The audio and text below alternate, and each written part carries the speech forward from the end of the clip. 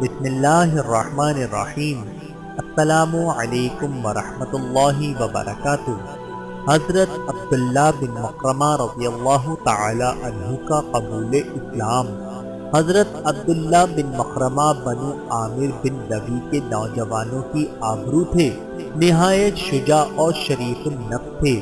ان کے قبول اسلام کی خبر مشرکین مکہ پر بجلی بن کر گری۔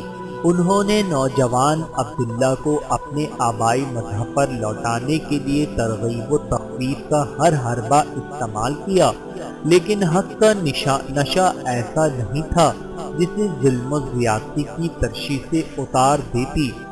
حضرت عبداللہ نے کسی شیطانی حربے کو کوئی صفت نہ دی۔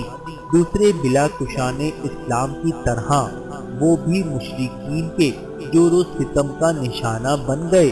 انہوں نے مار پیٹ، طعن و تشیع اور تمسخر و استہزاء کی صورت میں اپنے ترکش کے سارے تیر عبداللہ پر خالی کر دیے، لیکن ان کے پائے استقامت میں لمحہ بھر کے لیے لغزش نہ آئی۔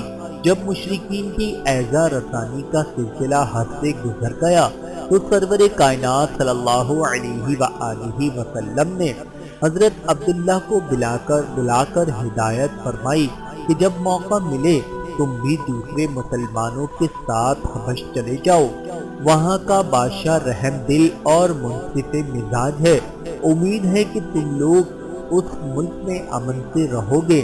حضرت عبداللہ نے حضور اکرم صلی اللہ علیہ وآلہ وسلم کے ارشاد کی تعمیل کی اور مہاجرین حبشہ کے قافلے میں شامل ہو گئے۔